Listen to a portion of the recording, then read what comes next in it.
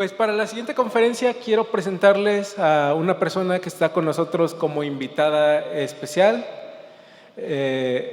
Su nombre es Vania Beltrán. Ella tiene la licenciatura en Teología y también cursó la licenciatura en Psicología. Entonces el tema que ella nos va a estar compartiendo ahora sí va a tener un enfoque bíblico, pero también va a tener un enfoque un tanto distinto al que yo estuve compartiendo con ustedes, porque lo va a hablar desde esta experiencia que ella ha podido tener en esta área en la cual se ha preparado, que es el área de la psicología. Entonces voy a pedirle a Vania que pase, por favor, y le voy a dejar el lugar a ella para que nos comparta lo que ha preparado, que seguramente va a ser de edificación también para nosotros. Sí, gracias. Buenas noches, hola chicos, mucho gusto. Mi nombre, ya me presentaron, soy Vania y la verdad estoy muy contenta de estar con ustedes. Les voy a ser bien sincera, fue bien complicado dar con lo que iba a compartir con ustedes. Yo dije, es que es un mundo de temas y pues tenemos nada más como 3 horas, ¿no?, para terminar la conferencia.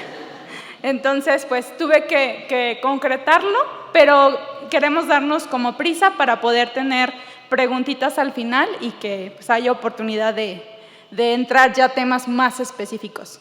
Y bueno, el tema de esta conferencia es sexualidad reconciliada con Dios. Y bueno, alguien en algún lugar del planeta, en alguna iglesia o en alguna historia, puede que esté viviendo lo siguiente. Dice, Madison, de 16, quiere tener novio, pero todos los chicos que conoce que tienen novio, novia, las chicas, dice, son presionados a mandar fotos desnudas o a que tengan sexo. Un compañero de clase ha comenzado a amenazarla que va a comenzar rumores si no tiene sexo con él. A este chico los padres lo estiman porque es líder del grupo de jóvenes en la iglesia. Entonces, ese caso es en la iglesia, no fuera de. Dice, Noah, de 26, siempre se ha sentido atraído sexualmente hacia los hombres. La mayoría de sus amigos universitarios cristianos no tienen la misma lucha, pero se apoyan mutuamente a vivir fielmente su sexualidad. Noah descubrió que muchos de ellos también estaban arrepentidos de muchas elecciones en su vida sexual y había sentido gozo en animarlos a orar el uno por el otro. Juntos habían aprendido acerca del sufrimiento por la obediencia a Cristo. Y bueno, este es un caso, creo que lindo, de los que pude encontrar, que habla de lo que es la iglesia, no el lugar, no la institución, sino un grupo de personas a quien puedo realmente decirles las luchas que estoy teniendo y que me acompañan en eso porque contamos con el poder de Cristo, ¿no? Entonces, ese es Noah. Rebeca, de 36 años, le da gracias a Dios que su pastor está predicando una serie de sermones acerca del sexo. Ella solo había escuchado silencio de la iglesia de cómo seguir a Jesús como una mujer sexualmente sana y soltera. Después de un largo proceso, Rebeca había sanado de una experiencia extraña en la niñez y su uso posterior de la pornografía. Muchos de sus amigos solteros cristianos de todas las edades están sexualmente activos, ya sean solteros, casados o en relaciones monógamas en serie. Ella quisiera que se hubiera hablado más de estos temas. Y bueno, tenemos uno de 16, uno de 26, otra de 36, y pues, ¿qué les digo? Si nos seguimos a los 50, hay luchas también, chicos, hay tensiones, y si cumplimos 60, seguimos siendo personas sexuadas, y eso no va a cambiar. La lucha, si ustedes creen que llegando a casarse va a terminar, lamento decepcionarlos, pero nada más toma como otras caras, ¿no? Es una lucha por la santidad. Y se vive de diferentes formas, unos de una manera, otros de otra, pero qué lindo sería saber que no la vives solo, que podrías contar con el cuerpo de Cristo. Porque decimos que la sexualidad no ha podido entrar como tema a la iglesia, pero resulta que nosotros, que somos seres sexuados, ya estamos aquí. Entonces, hayamos hablado del tema o no, lo hayamos invitado a alguien a una conferencia a escuchar del tema, eso no importa, porque la sexualidad ya está aquí dentro, ya se vive en la iglesia, y con sus ventajas, con sus riquezas y con sus desafíos, la iglesia tiene que vivir esta experiencia de sexualidad. El cuerpo de Cristo es un cuerpo que es sexuado. Y quiero explicarlo un poquito. Jesús mismo tuvo un cuerpo, y para mí es de mucho ánimo saber que el Señor al que yo sirvo, al que yo amo, conoce y entiende lo que es vivir en este cuerpo y lo que es vivir en una sexualidad. Y al mismo tiempo el cuerpo de Cristo, que es la iglesia, es sexuado porque tenemos que vivir esta experiencia, no estamos exentos de eso. Y bueno, la verdad es que me gustaría empezar con algunas definiciones. Por ejemplo, esta es la definición de la Organización Mundial de la Salud. Perdón, ¿eh? Es que siento que estoy así. Dice, ahí está perfecto, ¿eh? Sí. Dice, es un aspecto central del ser humano, presente a lo largo de su vida. Abarca al sexo, la reproducción, las identidades, los papeles de género, el erotismo, el placer, la intimidad y la orientación sexual. Se vivencia y se expresa a través de pensamientos, fantasías, deseos, creencias, actitudes, valores, conductas, prácticas, papeles y relaciones interpersonales. Y bueno, sí quiero enfatizar esto porque la sexualidad es un aspecto de nosotros, un aspecto de muchos. A veces como que en este lado del planeta, que es el occidente, nos gusta mucho separar a la gente, ¿no? Somos físico, emocional, espiritual, y entonces nos dividimos. Pero la realidad es que al final todo está pegado, hecho bolas, y a veces no sabemos dónde empieza una cosa y dónde termina, porque todo está integrado. Pero para poder enseñarlo o describirlo, tendemos a dividirlo. Entonces, por eso es que la Organización Mundial de la Salud tiene que explicar que la sexualidad es un aspecto de lo que tú eres. No es todo lo que tú eres, pero voy a explicar más de eso, ¿sale? Y bueno, unas palabritas ahí que quisiera explicar, porque seguramente ustedes las han escuchado fuera. El sexo, entendiéndolo como estas características físicas, tal vez cromosómicas, o esta estructura fisiológica o anatómica que nos diferencia como sexos, la cuestión física.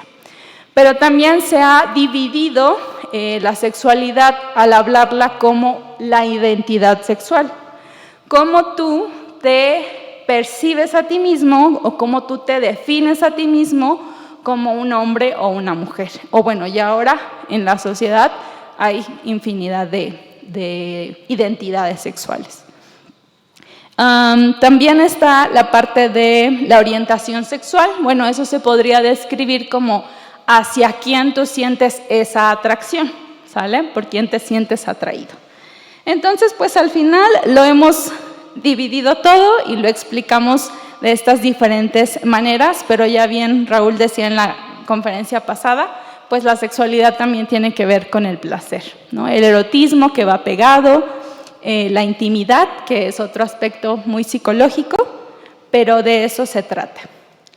Y ahora quiero hablarles que la misma Organización Mundial de la Salud habla de que la sexualidad está influida por varios factores: el biológico, el psicológico, el sociocultural y el espiritual.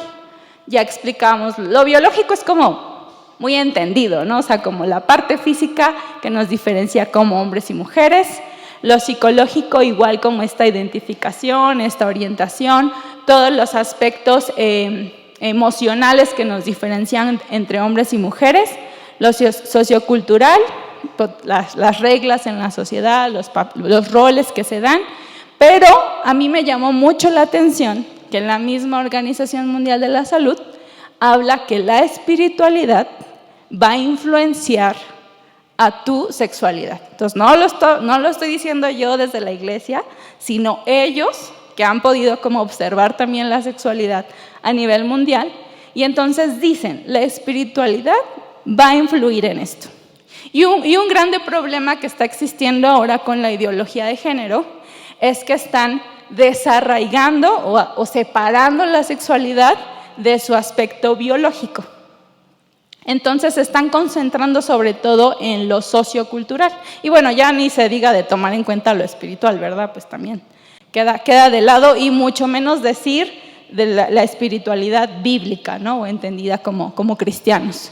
Entonces ellos dicen que nuestra sexualidad es una construcción social.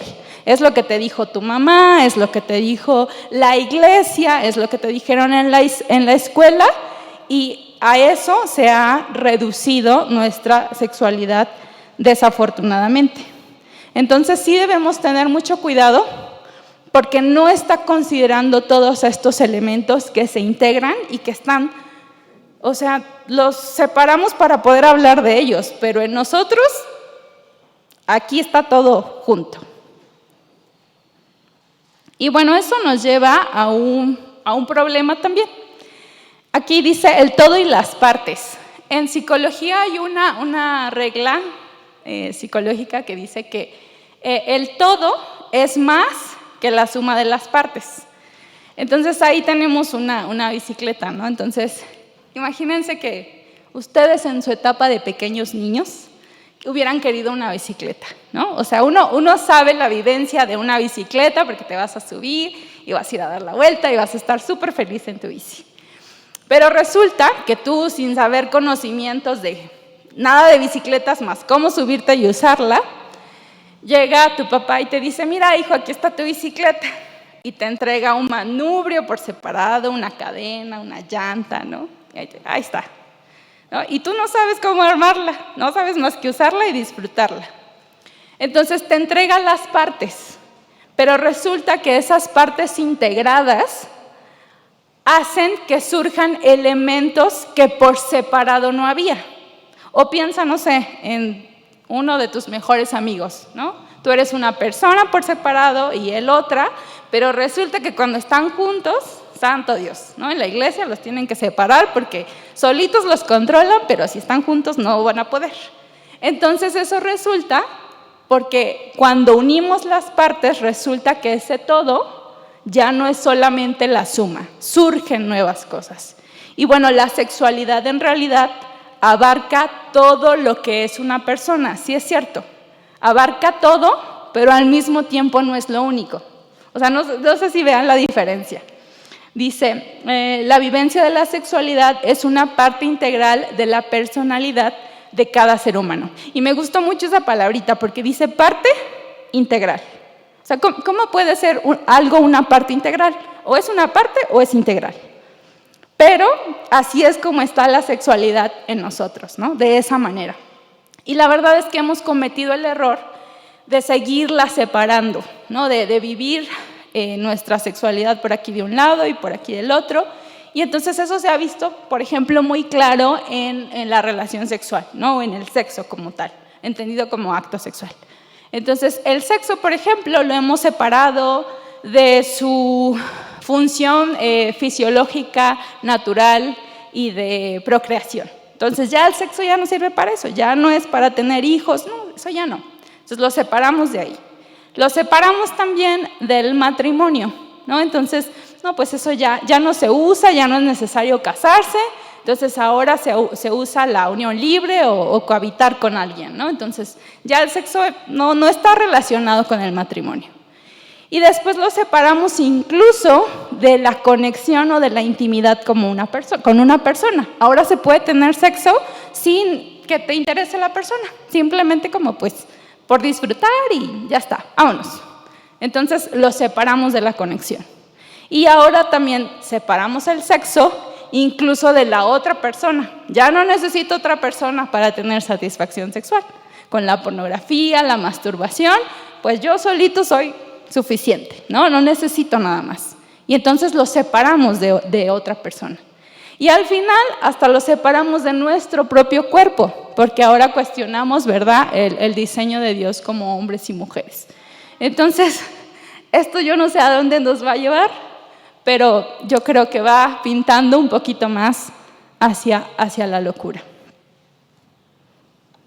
Y bueno, hay algunos vestigios son como evidencias de una sexualidad que está enemistada con Dios. Realmente estos datos que hoy pude compartirles o quiero compartirles, pues no son datos que se obtienen de la Biblia ni de la iglesia, ¿verdad?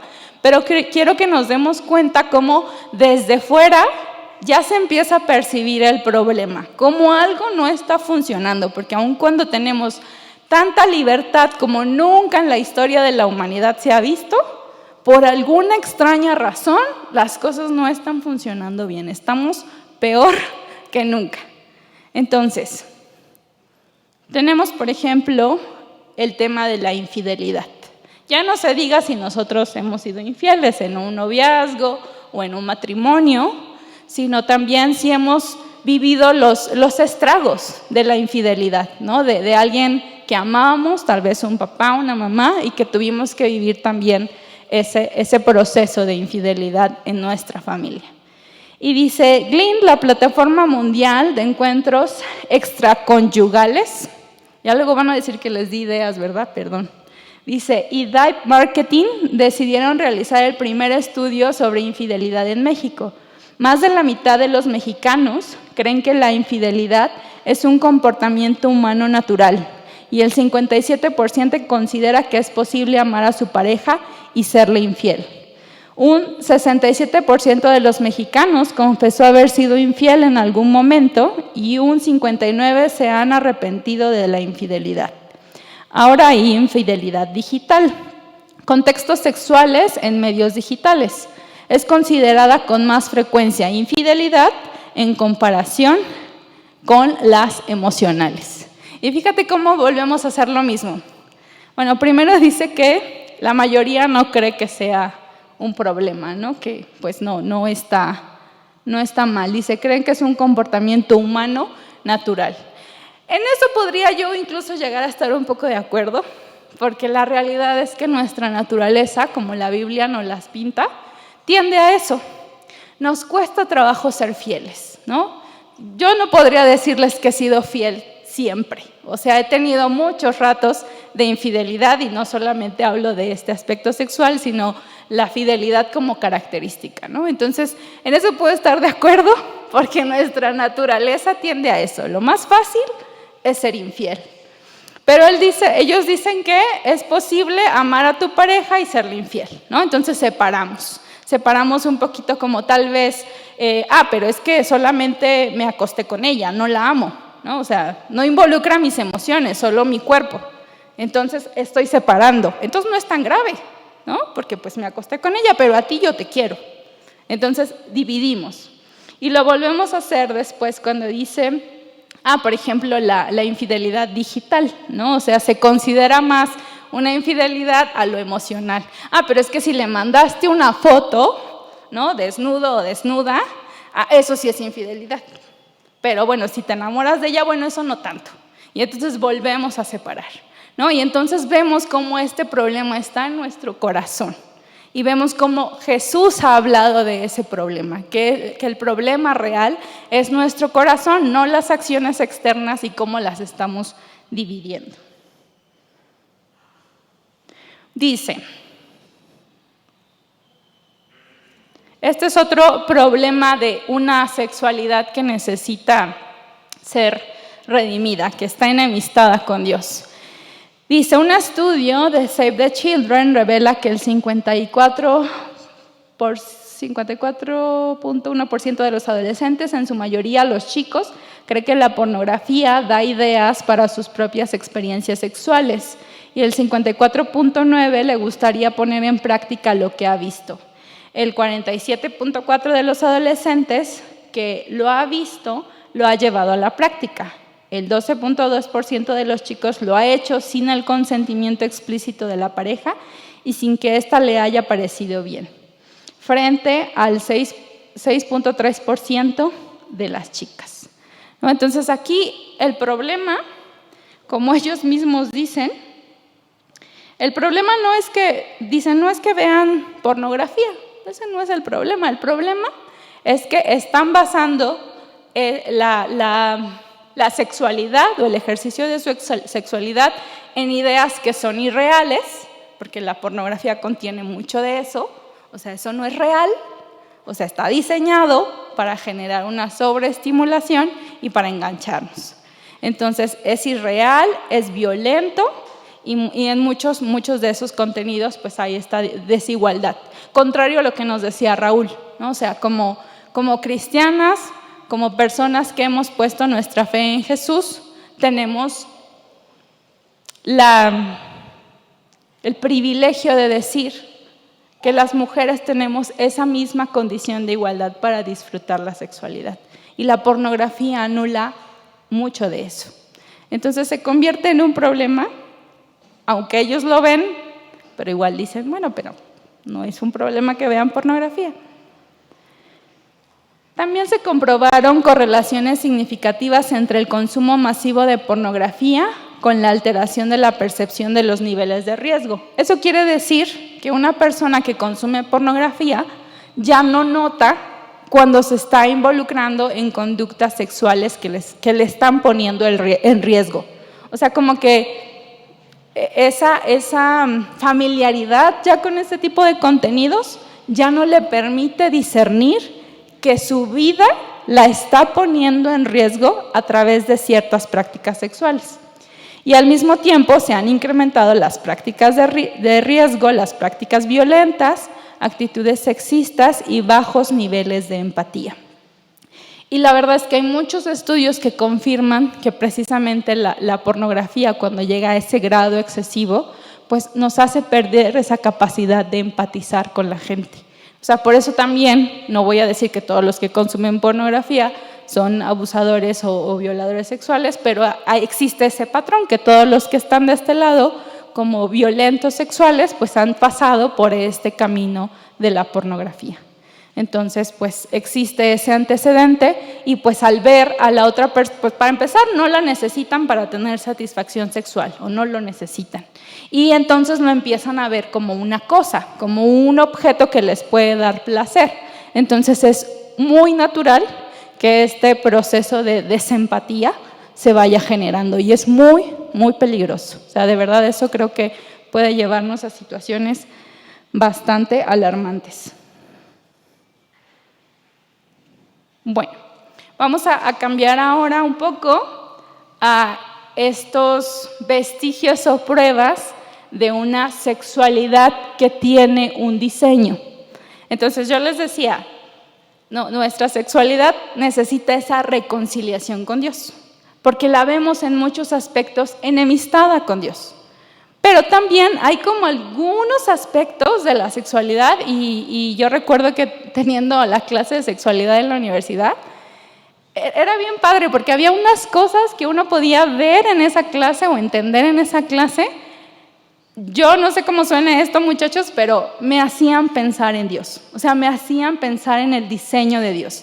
Y era bien curioso porque ya saben que en la universidad todo el mundo se salta las clases, pero esa estaba llena. Hasta personas desconocidas andaban por ahí, ¿no? Entonces, es bien interesante cómo desde la sexualidad, y no estudiada por personas, ¿verdad?, que conocen al Señor, uno puede ver esos vestigios de que la sexualidad tiene un diseño particular.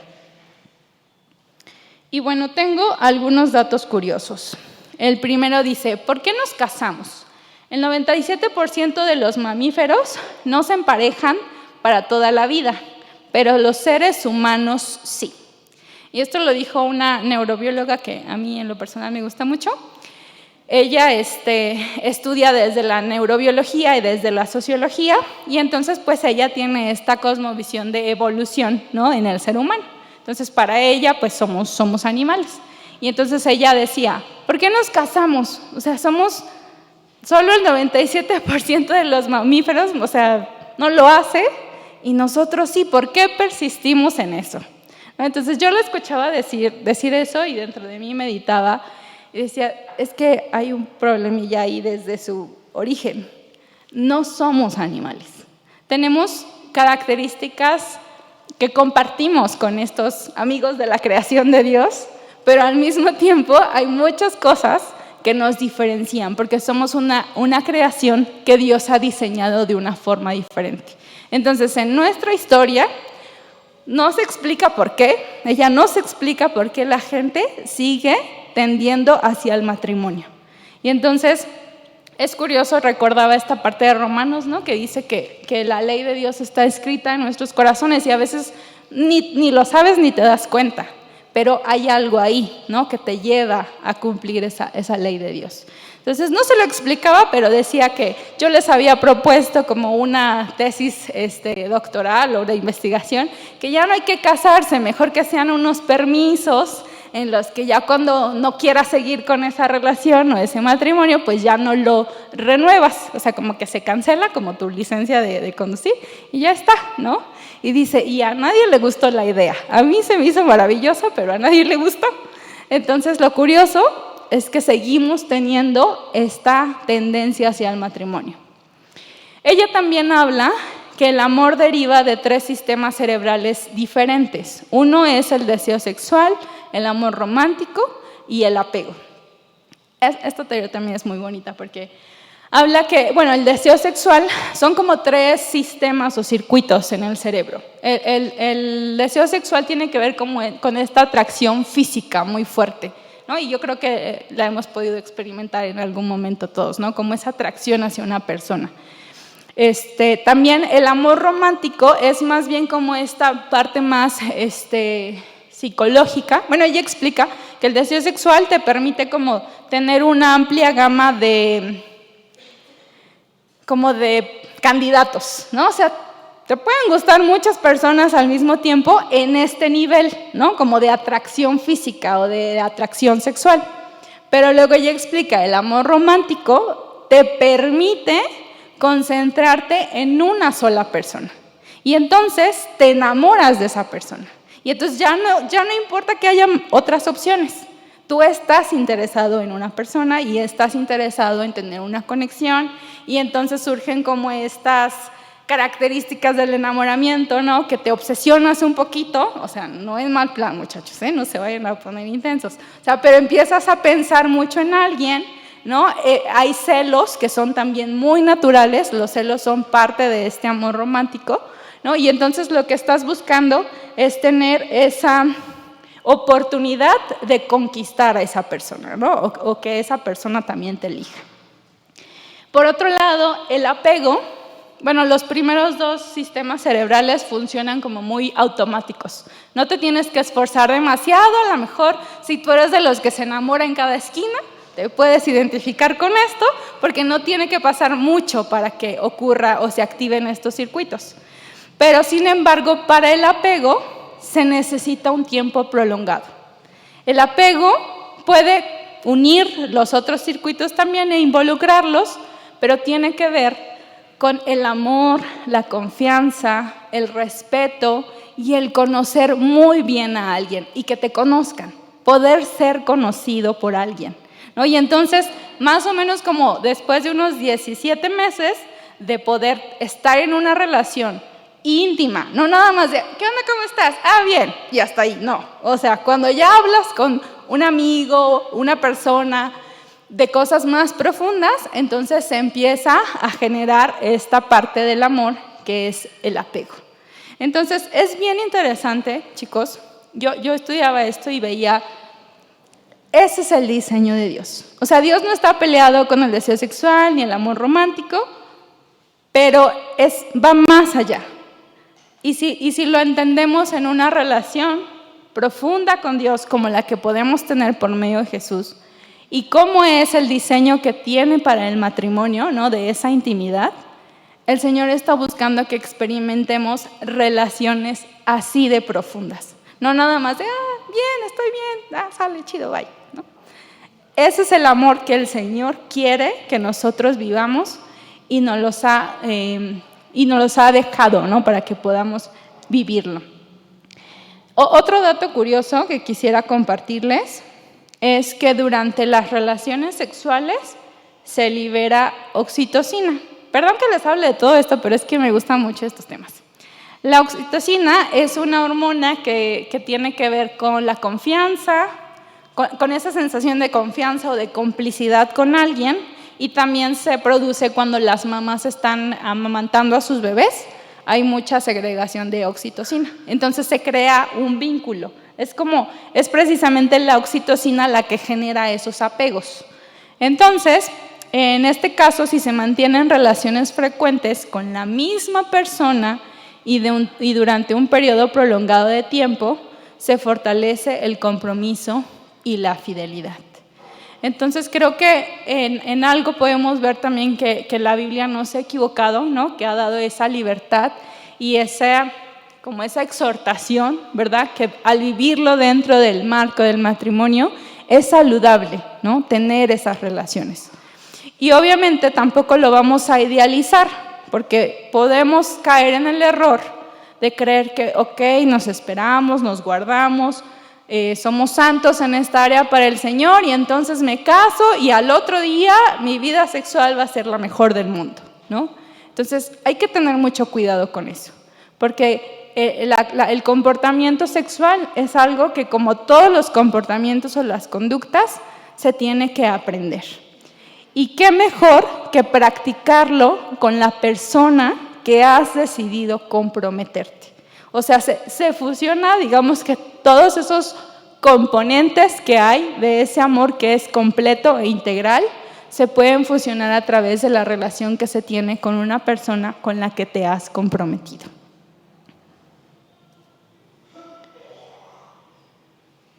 Ok. Hay una imagen que quería enseñarles, pero se las voy a leer.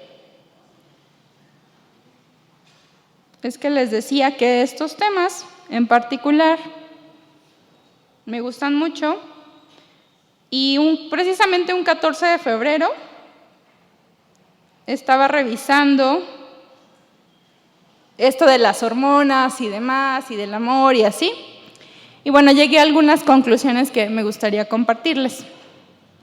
Dice, por favor tome nota, enamorarse de alguien va a producir dopamina. Tener sexo con la persona amada produce también endorfinas. Comprometerse a largo plazo en una relación produce oxitocina. 3 de los 4 principales neurotransmisores de la felicidad se activan cuando se ama integralmente. Y quiero ir otra vez a esa palabrita, integralmente. Lo que la sociedad actualmente está haciendo es, vamos a amar por pedacitos. A ti te amo de un modo, a ti de otro, a ti así, ¿no? O sea, como que dividimos el amor. Pero la experiencia que Dios ha diseñado es integral, ¿no? Por eso es que el llamado de la Biblia es a este compromiso y también al matrimonio. Ay, gracias, ya apareció por ahí. Entonces se me hizo muy, muy curioso descubrir cómo esas hormonas de la felicidad se juntan precisamente en esta ecuación. Y bueno, hay una terapeuta que es una sexóloga y trabaja con parejas, y ella escribió un libro muy interesante y en uno de los capítulos ella cita estas palabras. Su nombre es Esther Perel. Dice, se ha divorciado el sexo de la continuidad emocional. Lo que hace falta es una sexualidad que esté integrada, en la que el placer florezca en un contexto de conexión. Las nuevas generaciones han ido adoptando el mandato cultural de la autodependencia. O sea, yo solito puedo, no necesito de nadie. Dice, nos han enseñado a confiar en nosotros mismos, pero no en los demás. Si al sexo le agregas amor, te conviertes en un ser extremadamente vulnerable. Y la vulnerabilidad y la dependencia son necesarios para el buen sexo. Ese que produce una sensación real de conexión. Y es que El problema, por ejemplo, ahora con la pornografía, es que tiene como 3 características que hacen que uno se enganche. Una es que produce un placer muy fuerte, ¿no? O sea, es una experiencia que puede ser muy placentera. Y luego es intensa y rápida, ¿no? O sea, es como una descarga de algo muy bueno y rápido, ¿no? Y aparte va orientando tu comportamiento.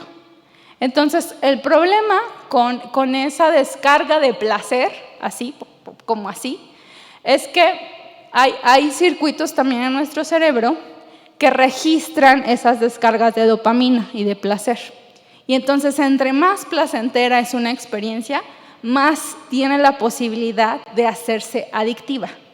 Entonces, así como hay esa descarga de dopamina que produce mucho placer, así sube, así baja. Así funciona con todas las adicciones, ¿no? Entonces, es muy buena para un ratito, pero rápido se te acabó. Y entonces vas a necesitar otras experiencias sexuales que superen lo primero que consumiste en pornografía, ¿no? Entonces, de hecho, un chico me platicaba como de incluso los niveles que hay de pornografía, ¿no? Y entonces que en alguna ocasión alguien le dijo, no, pues es que yo he visto de este tipo, no, pues es que yo he visto acá, no, tú sí estás en otro nivel, tú sí me das miedo, ¿no? O sea, porque va escalando. Y entonces es ahí donde podemos ver también cómo este regalo que es la sexualidad tiene esa posibilidad de irse degenerando. Y lo que esta terapeuta descubría con los jóvenes con los que estaba trabajando es que los jóvenes ya no querían conectarse emocionalmente con sus parejas, ¿no? Entonces ella, obviamente en su consulta secular y demás, pero entonces nosotros podemos ver nuevamente ese diseño de Dios para su creación.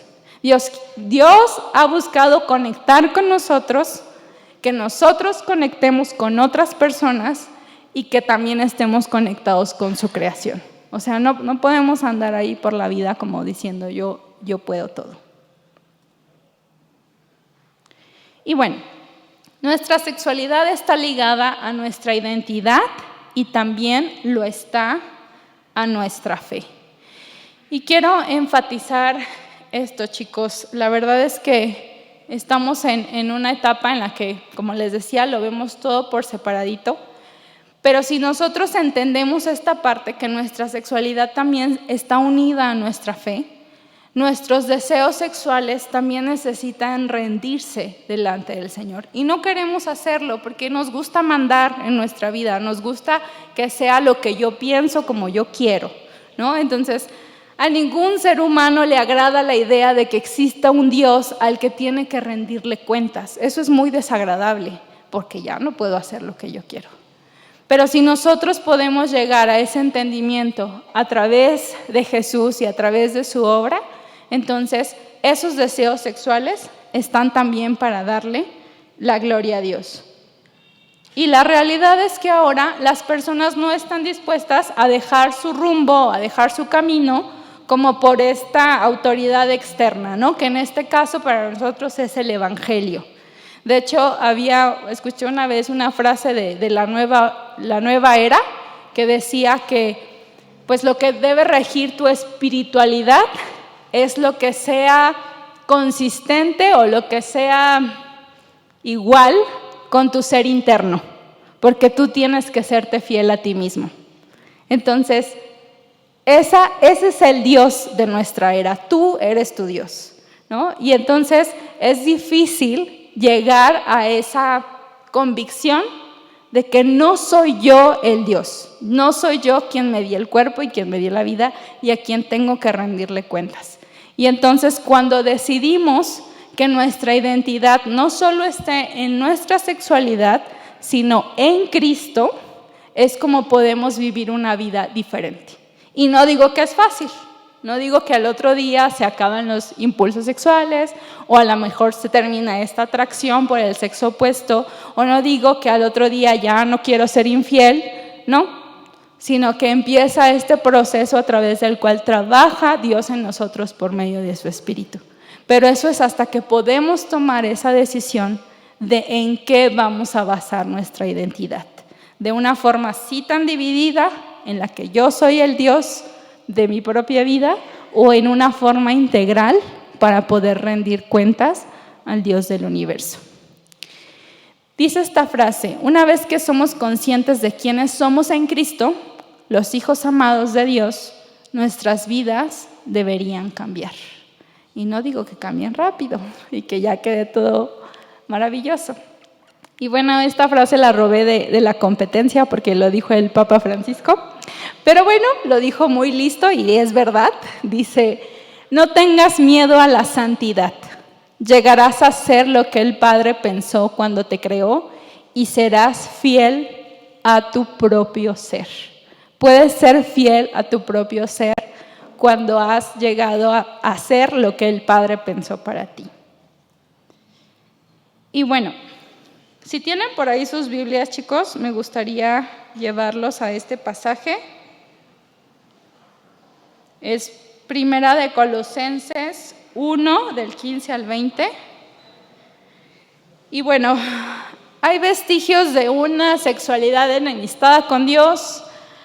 Hay algunas evidencias de que esa sexualidad tiene un diseño, pero esa sexualidad sigue estando rota de alguna forma. Para todos, No nada más para el que adulteró o para el que practica ahora que hay, creo que poliamor, o el que le hace de cambio de parejas. No, ellos sí andan en pecados y yo no.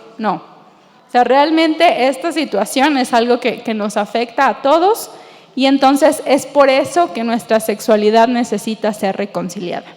Vamos a leer estos pasajes y quiero pedirles que hagan algo. Cada vez que yo enfatice creación o todas las cosas, o creo que otra palabrita que usa por aquí, las cosas, lo creado, o todo, todas las cosas, algo así. Yo se las voy enfatizando. Quiero que en ese énfasis que yo haga, tú pienses en tu sexualidad, en tu vida como un ser sexuado, porque esa sexualidad es creación de Dios y tú eres creación de Dios. Entonces, cada vez que yo lea eso, por favor piensa en tu propia vida como ser sexuado.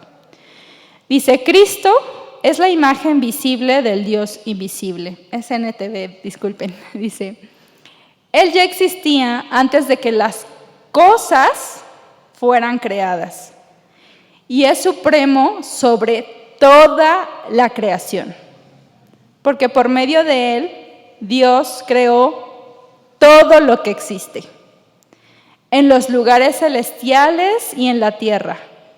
Hizo las cosas que podemos ver y las que no podemos ver, tales como tronos, reinos, gobernantes y autoridades del mundo invisible. Todo fue creado por medio de Él y para Él. Él ya existía antes de todas las cosas y mantiene unida toda la creación. Cristo también es la cabeza de la iglesia, la cual es su cuerpo. Él es el principio, es supremo sobre todos los que se levantan de los muertos. Así que Él es el primero en todo. Pues a Dios en toda su plenitud le agradó vivir en Cristo, y por medio de Él Dios reconcilió consigo todas las cosas. Hizo la paz con todo lo que existe en el cielo y en la tierra, por medio de la sangre de Cristo en la cruz. Y quiero llevarlos a eso último, dice, en el versículo 20, y por medio de Él Dios reconcilió consigo tu sexualidad. Porque esa es una parte de lo que Dios viene a rescatar. Entonces, considera eso. Yo no sé la lucha que estés teniendo en este momento, pero no estás solo. Todos tenemos luchas en el aspecto sexual, solo que no las hablamos. Y más bien nos gusta como señalar aquellas que son más escandalosas, pero en realidad todos vivimos con esa tensión. Y la realidad es que en algún momento tenemos que tomar la decisión de qué es lo que va a definir nuestra identidad. Eso no cambia que nuestra lucha sea real, solo cambia la forma en la que vamos a vivirlo. Y bueno, para terminar, quisiera animarlos a tener una visión cristiana integral de la sexualidad, no por pedacitos, y invitarlos a tener una visión del futuro en Cristo, porque a veces uno tiene luchas en este plano de la vida, ¿no? O sea, como que tiene cierta tensión sexual o quiere ver pornografía o simplemente el lenguaje, ¿verdad? Que Raúl nos mencionaba, ¿no? Los albures, o tengo esta tentación de engañar a mi novio o a mi novia, ¿no? O cualquier tipo de tentación sexual.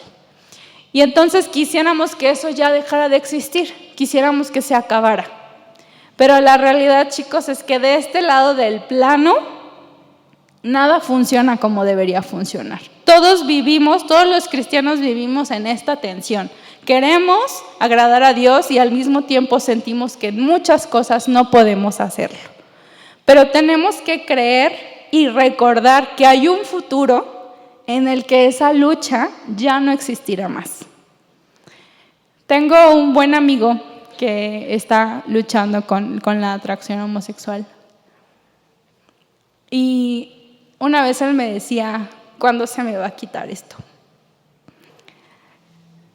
Yo quería decirle que ese día, yo quería decirle que al otro, pero la realidad es que no sabía. Lo único que podía hacer es decirle, mira, un día ya lo vas a tener que pelear con esto. Y mientras tengas que pelear con esto, quiero que sepas que cuentas conmigo, ¿no? Acompañarte en esto porque si de algo estoy segura es que él ha creído en el Evangelio y que ha puesto su identidad en Cristo. Entonces, chicos, quiero animarlos a tener esa visión, a no hacernos de la vista gorda cuando vemos que un amigo está en pecado sexual y poder acompañarle y poder animarle y poder buscar ayuda juntos si no la tenemos.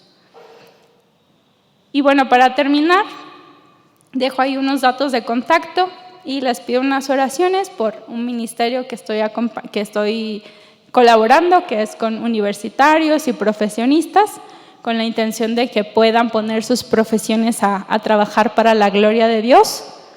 Y también este ministerio que se llama Sirviendo Juntos, que puedan orar por nosotros, y somos un grupo de psicólogos y consejeros que pues colaboramos a distancia.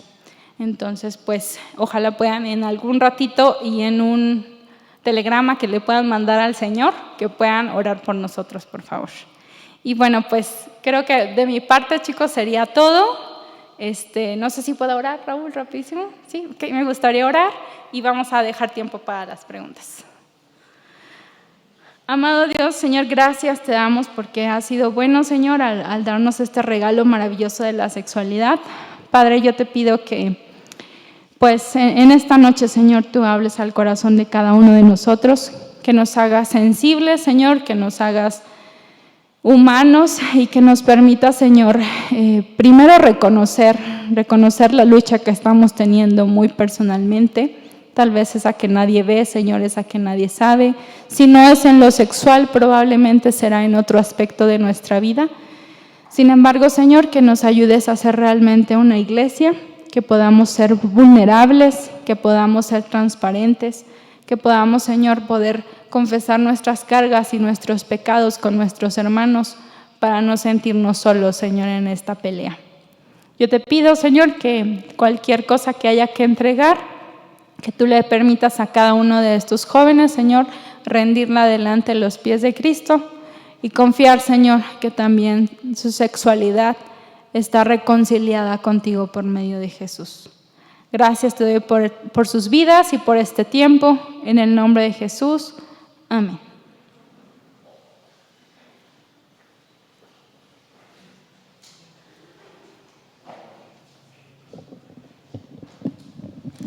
Muchas gracias, Vania. Estuvo muy interesante, ¿verdad? ¿Sí? ¿O ya se andan durmiendo por ahí porque ya No, se me hace que se duermen hasta la 1, ¿verdad? Ahorita es temprano para ustedes.